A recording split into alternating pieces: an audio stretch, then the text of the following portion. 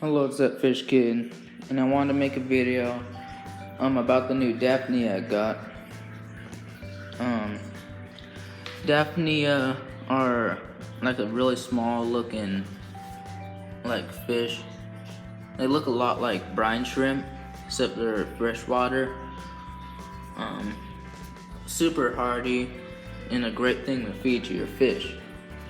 I don't know too much about them, still learning about them, but I know that you're supposed to keep them like below 72 for them to breed well. That water's pretty cool. You can see the temperature.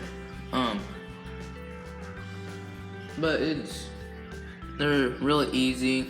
I actually learned that you're not supposed to keep sponge filters like in the tank. You can, but it's recommended that you don't since since their shells can trap bubbles from the air, and they'll actually stay up top, and then they won't be able to get their food since they swim and get food. So it's really a bad idea to do that.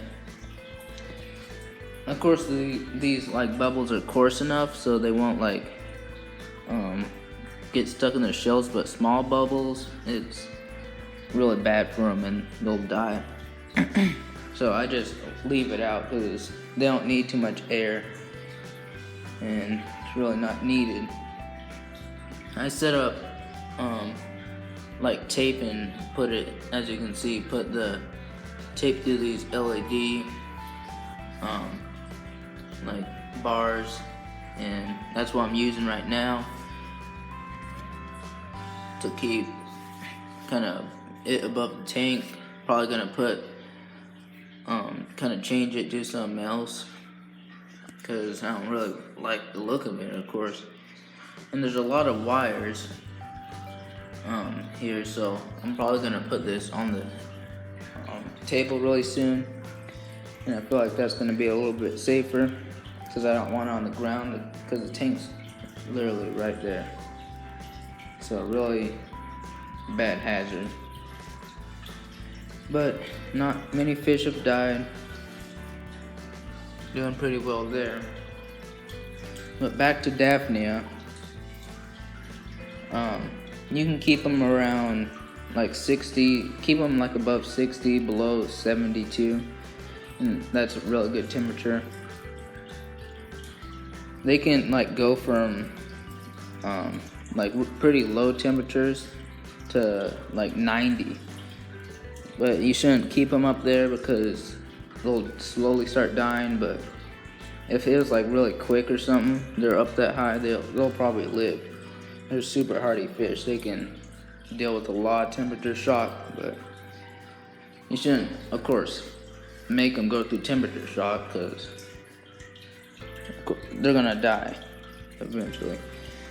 I don't know why you put them through temperature shock on purpose. But I'm gonna be feeding them to my guppies. You're supposed to feed them every day with some, well, at least I do, feed them with algae tablets that I put in warm water and then mix them up. Then I just pour it in there. I already fed them today, so this is like tomorrow. Gotta put a lid on it. But bought a lot of stuff. Also got a little things for when I think one of my pregnant female guppies are about to give birth. I put them in there, and the fries drop down below this grate, and then it'll be safe from the mom, and you can take the mom out and release the fish. Right now, this is my fry tank.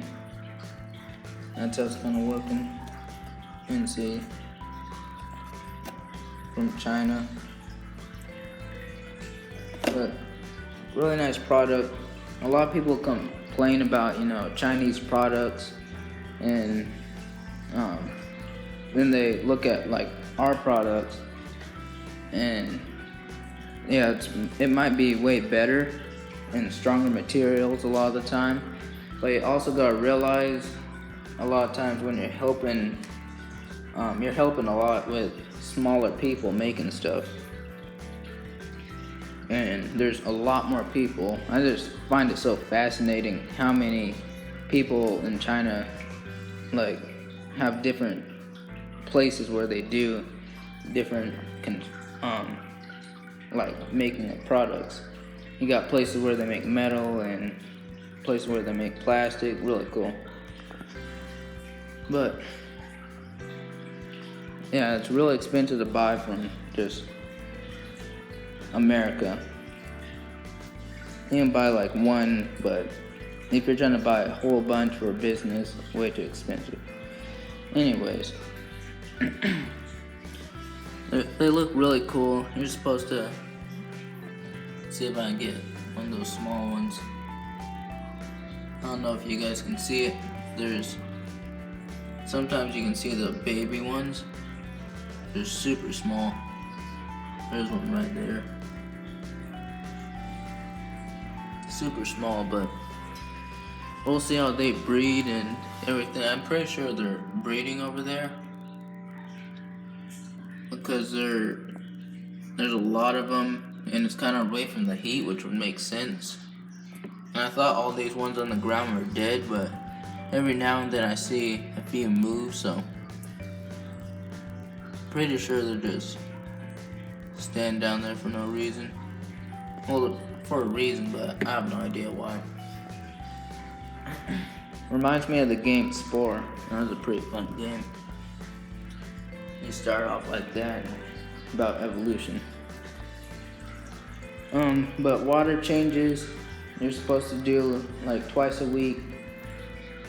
And you just want to keep them having fresh water because they're not, of course, getting aeration and having a filter. And that's actually better for them because they like green water, and you want kind of beneficial bacteria in your water so they can eat the algae off the sides and all that. Because eventually, if I only had this amount and this was like a green water tank and it had all the algae on the sides, they would definitely be good on food. I would never have to feed them, but of course I'm going to have way more, hopefully. They live and keep breeding and living. But that's what's going on right now. And probably gonna make more videos on like a water change and things like that. But make sure you comment any suggestions or anything. Like the video, of course, if you liked it, and subscribe. I'm trying to get 50 subs, and yeah, stay tuned. Make sure you hit the bell so you know when I actually make more videos. Anyways, have a good one.